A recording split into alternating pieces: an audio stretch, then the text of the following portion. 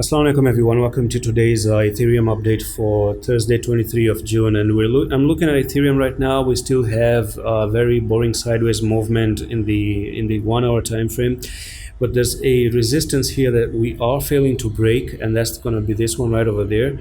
So if anyhow you do come up here to break this resistance, it's going to be an amazing, lovely jump to the upside, and I'm going to tell you the next technical target from there to there.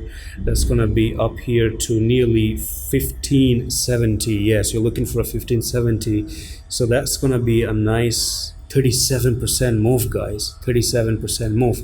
I'm loving this. I'm really looking forward into this. I'm really interested to see what happens next.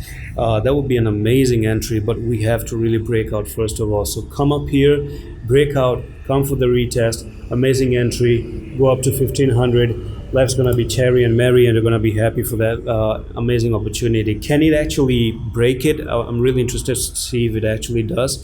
Otherwise, you can actually make this into it can actually turn into some sort of a descending broadening wedge. So if it does become a descending broadening wedge, that would still be bullish in the future.